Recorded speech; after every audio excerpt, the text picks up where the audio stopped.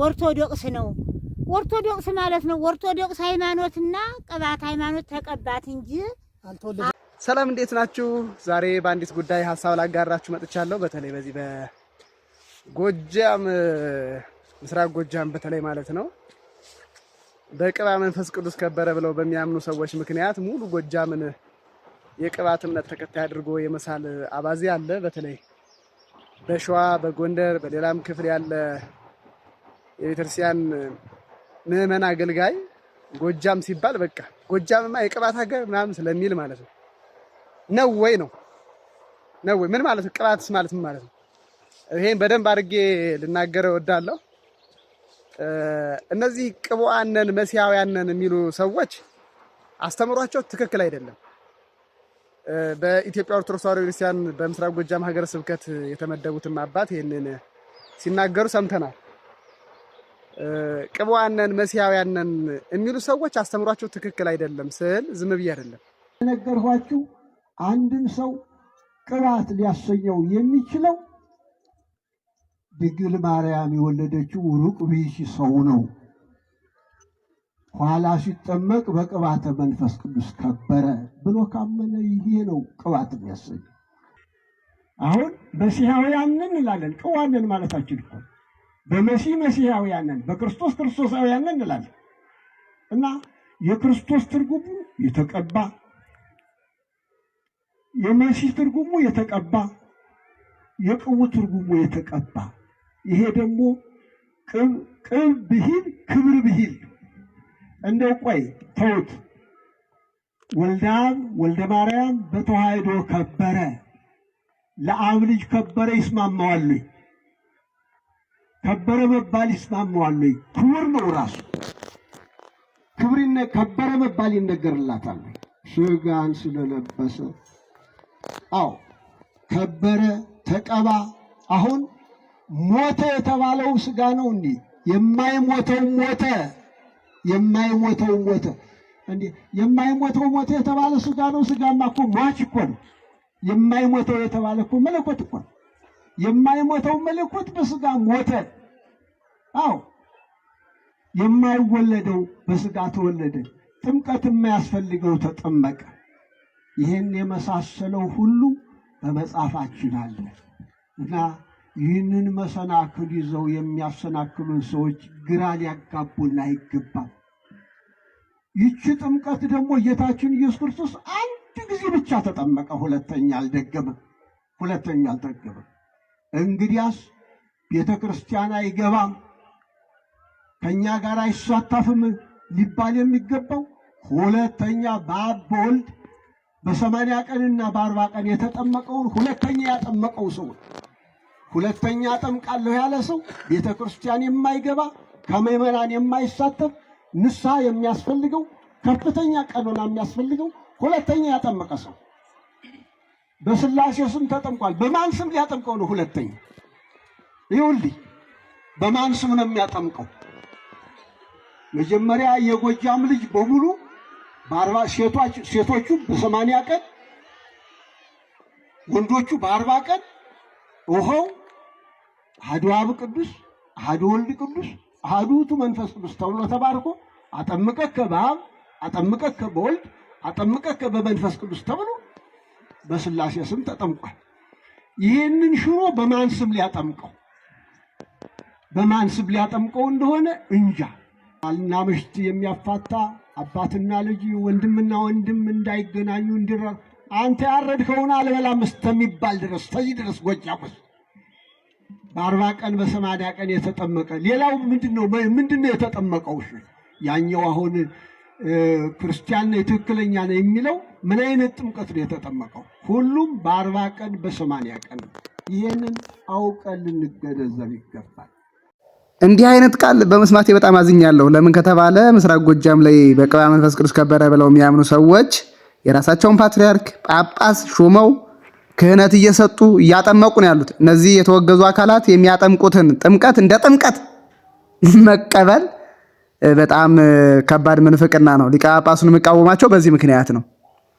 በአብ በወልድ በመንፈስ ቅዱስ እነዚህ ሰዎች ቢያጠምቁ ክህነት ስለሌላቸው ልጅነትን አያስገኙም ብለን እናምናለን። ከነዚህ ጋር እንደውም ምንም አይነት ግንኙነትም አያስፈልግም። እንደውም በፍትሐ ነገሥት ከነዚህ ጋር የተነጋገረ ነው የሚል ፍትሐ ነገሥት እንደውም ከነዚህ ሰዎች ጋር የተነጋገረ ይወገዝ ከክህነቱ ይሻር ነው የሚለው። እነዚህን ያወገዛቸው ሲኖዶስ ነው። እነሱ ይቅርታ ሲጠይቁ ወደ ሲኖዶስ ሄደው ያው ግዘቱ ይነሳላቸዋል። አለቅ እና የምስራቅ ጎጃም ሀገረ ስብከት ሊቀ ጳጳስ እንግዲህ ምን እያሉ እንደሆነ አልገባኝም። ጳጳሱ በእውነት መታረም አለባቸው። ይሄን የማበጣበጥ ስራ፣ ይሄንን የማጣላት ስራ፣ እንዲህ አይነቱን ሰንካላ አስተሳሰብ አስወግደው በፍቅር መምራት ከቻሉ ይቀጥላሉ። አሊያ ግን ሊያስተዳድሩት ሊመሩት የሚችሉት ሰው አይኖራቸውም። የአዊ ሀገረ ስብከትን እያበጣበጡ ነው። አሁን ደግሞ ምስራቅ ጎጃም ላይ የወረዳ ቤተ ክህነት ሰራተኞችና አገልጋዮችን ከቦታ ቦታ እያፈናቀሉ ነው።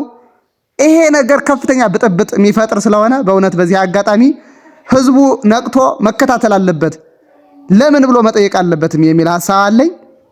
የቤተ ክርስቲያን ጉዳይ የኛም ጉዳይ ነው። ለሊቀ ጳጳስ የሚተው ወይም ደግሞ ለፓትርያርክ ወይም ደግሞ ለሲኖዶስ ወይም ደግሞ እንደዛ የሚተው አይደለም። እኛም የቤተ ክርስቲያን አካል ነን፣ ይመለከተናል። ከዛ አንጻር ለምን ብለን እንጠይቃለን። በዚህ ጉዳይ ላይ መድሎተ አሚን በብርቱ ትሰራለች። እስከ መጨረሻው ተከታተሉን፣ እንቀጥላለን። ሊቀ ጳጳሱ የተናገሩት ሰወት እናርግና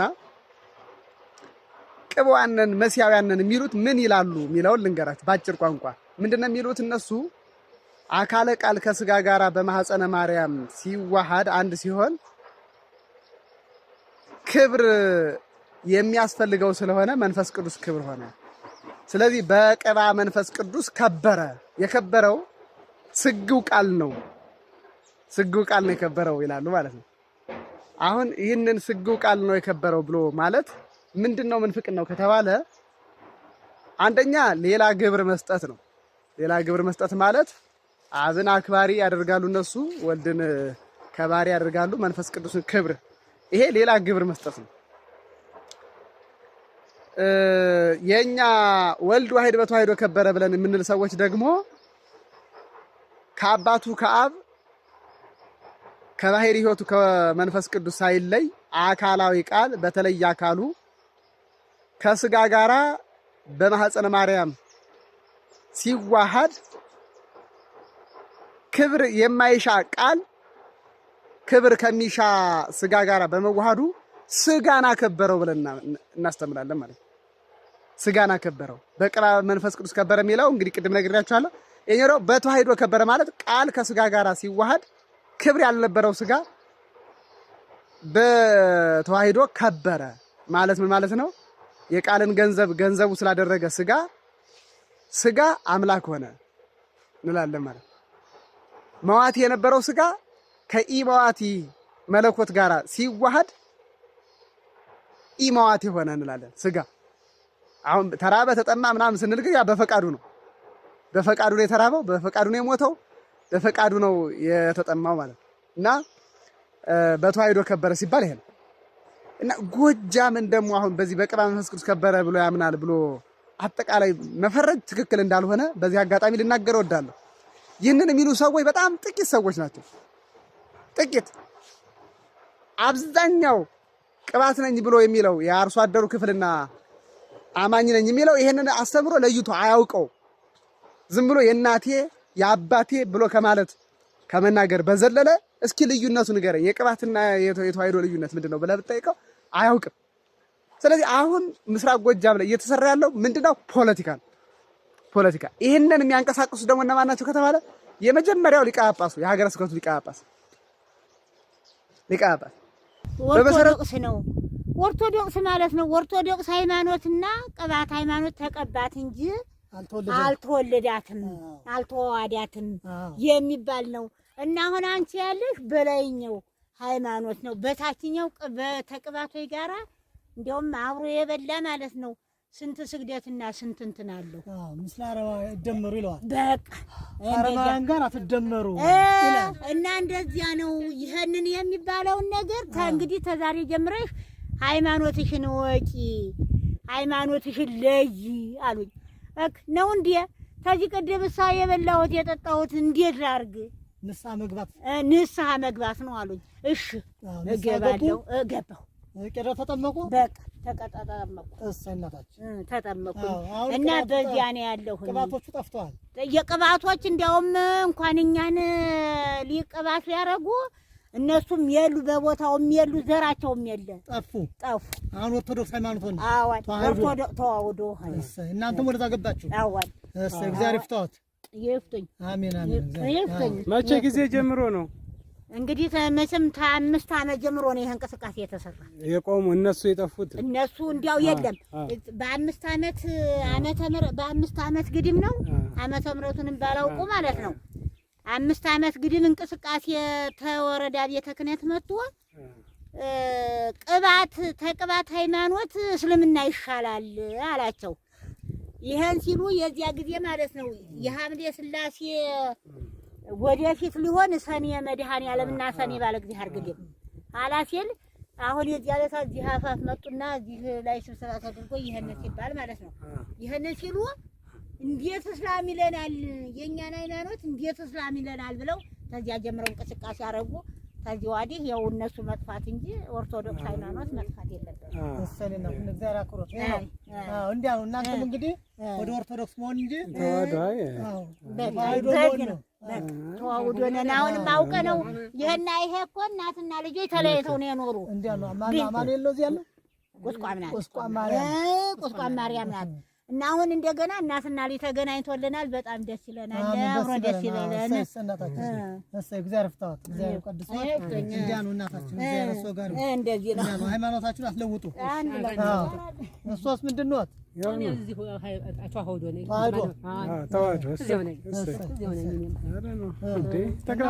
በነገረ ቅባትና በነገረ ተዋህዶ በጣም ሰፊ መወያያና መጽሐፍ ቅዱስ የሚጠቀስ ቅዱሳት መጽሐፍ የሚጠቅሳል። ለምሳሌ በነገረ ቅባትና በነገረ ተዋህዶ እንደሚታወቀው ማክበር፣ መክበር፣ ክብር መሆን አለ። መዋሃድ ተዋህዶ አለ። ከዚያ ደግሞ ማዋሃድ አለ። እኒህ ሶስት ነገሮች ስንናገር ጠንቅቀን ነው። ለምሳሌ አከበረ ብለን ስንናገር ሥላሴ በማክበር አንድ ናቸውና አብም አከበረ፣ ወልድም አከበረ፣ መንፈስ ቅዱስም አከበረ እንላለን። ለምሳሌ መንፈሰ እግዚአብሔር ላዕሌ ዘበእንቲአሁ ቀባኒ፣ የእግዚአብሔር መንፈስ በእኔ ልው ነው፣ ስለዚህ አከበረኝ ይላል። ቀባኒ አዋሃደኝም ብሎ መተርጎም ይቻላል፣ አከበረኝ ብሎ ይቻላል። መንፈስ ቅዱስ አከበረኝ ይላል። አከበረኝ ማለትና ክብሮ ነው ማለት ይለያል። መንፈስ ቅዱስ ሥጋን አከበረ እንላለን፣ ክብሮ ነው ግን አንልም። አብ አከበረው እንላለን፣ ክብሮ ነው ግን አንልም። ለሥጋ ክብር የሆነው ማን ነው ካል ቃል ነው። ለምን ክብር መሆን ኩነት ለቃል ስለሆነ። ለምሳሌ ያህል እነኝ አዋሃደን ወአስተዋሃደ ተዋህዶ እሙነ፣ እውነተኛ ተዋህዶን አዋሃደ ይለዋል። አብንም አዋሃደ እንለዋለን፣ ወልድንም አዋሃደ እንለዋለን፣ መንፈስ ቅዱስንም አዋሃደ እንለዋለን። አብን አዋሃደ እንለዋለን፣ ወልድን አዋሃደ እንለዋለን፣ መንፈስ ቅዱስን አዋሃደ እንለዋለን። ተዋሃደ የምንለው ግን ወልድን ነው። መንፈስ ቅዱስን ተዋሃደ እንለው፣ ወልድ አብንም ተዋሃደ እንለው። አከበረ ሦስቱንም እንላለን። ክብሯን የምንል ግን ወልድን ነው ለሥጋ። ስለዚህ ከተዋህዶን ወልድ ተዋህደ ብለን እንደምንናገር ሁሉ ቅብን በነገረ ሥጋዌ ክብርን የምንሰጠው ለቃል ነው። ለምን ከሥጋ ጋር የተዋሃደ ወልድ እስከሆነ ድረስ። ለምንድን ነው በቅባተ አብ ከበረ ማን ነው? ለምንድን ነው በቅባተ መንፈስ ቅዱስ ከበረ ማን ነው? በቅባተ መንፈስ ቅዱስ ከበረ ክደት የሆነው በቅባተ አብ ከበረ ክደት የሆነው ምንድን ነው ከተባለ አብ ሰው ስላልሆነ መንፈስ ቅዱስ ሰው ስላልሆነ ነው። መንፈስ ቅዱስ ሰው ቢሆን ኖሮ የተዋሃደውን ሥጋ ራሱ መንፈስ ቅዱስ ያከብር ነበረ። አብ ሰው ቢሆን ኖሮ የተዋሃደውን ሥጋ ራሱ ክብር ይሆን ነበረ። የተዋሃደ አካላዊ ቃል በተለየ አካሉ፣ በተለየ ስሙ፣ በተለየ ከዊኑ፣ በተለየ ግብሩ፣ በተለየ ከዊነ ቃል ባህሪው ነውና ለሥጋ ክብር የሚሆነው ቃል ነው። በነገረ ሥጋዌ ቅብነትን የምንሰጥ ለቃል ነው። ክብር መሆን ለቃል ነው። በቃል ለመንፈስ ቅዱስ ተሰጠን ብዙ ስህተቶችን ያመጣል። አንደኛ መንፈስ ቅዱስ ለሥጋ ክብር የሚሆነው ከሆነ ምኑ ነው ክብር የሆነው? አካሉ ነው፣ ሀብቱ ነው። ሀብቱ ከሆነ ክርስቶስን ሩቅ ብእሲ ያልነው ነው ማለት ነው። አካሉ ከሆነ ደግሞ መንፈስ ቅዱስ ሰው ሆነ ያሰኛል። እንደውም ይህንን ሊቁ ሲናገር በጣም ተንትኖ ይናገረዋል። ለምሳሌ ያህል ከመለኮት ጋር ሲዋሃድ ቃል መለኮት ነው። በቃል መለኮትነት ስጋ ከበረ ነው። ለምንድን ነው? በአብ መለኮትነት በወልድ መለኮትነት አለ። በቃል ክብር ነው የከበረው። ለምንድን ነው?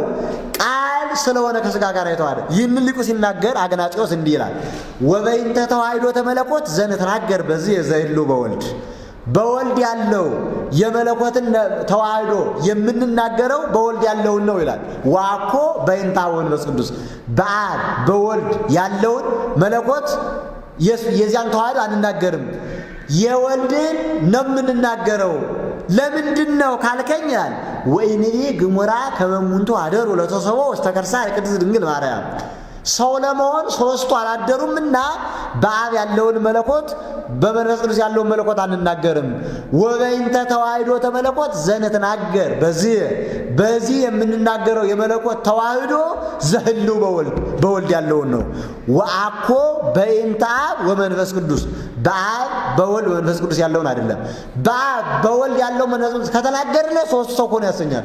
ለዚያ ነው መንፈስ ቅዱስ ክብር ሆነው ካል ሰው ሆነ ያሰኛል ነው። ስለዚህ መለኮት የምንለው ያ ቃል መለኮቱን ከስጋ ጋር አዋህዶ በተዋህዶ ከበረ ብለን እናገራለን። እነሱ ደግሞ የለም በቅባተ መንፈስ ቅዱስ ከበረ ይላሉ።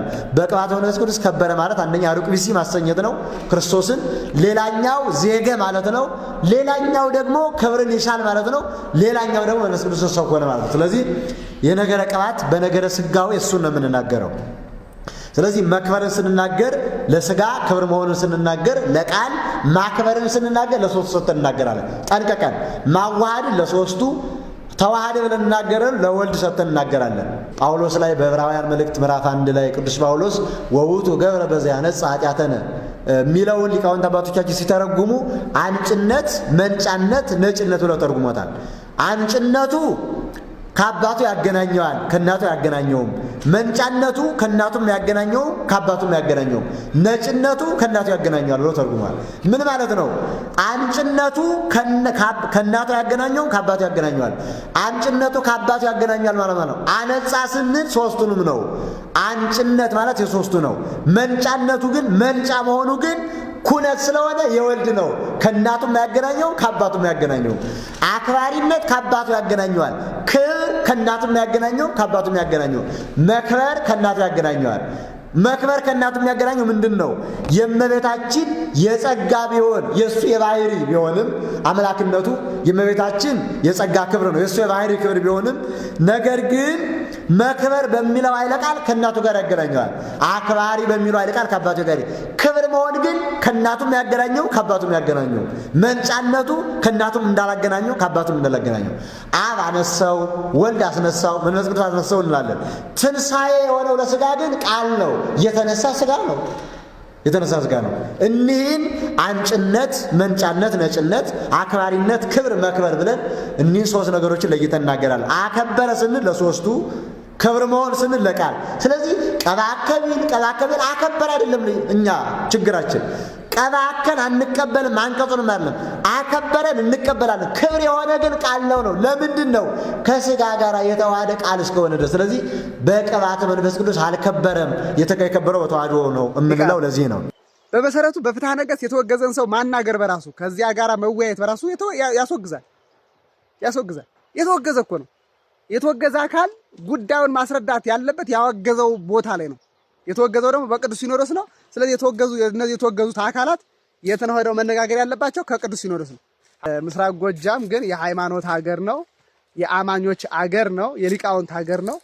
ይህንን ስም ለማጠልሸት የሚሰሩ አንዳንድ ሰንካላ አይምሮ ያላቸው ሰዎች አሉ። እነሱን እንግዲህ እንታገላቸዋለን። አንተዋቸውም፣ አንፋታቸውም። ትክክል አይደለም። ይኸው ነው። ሰላም ሁኑልኝ።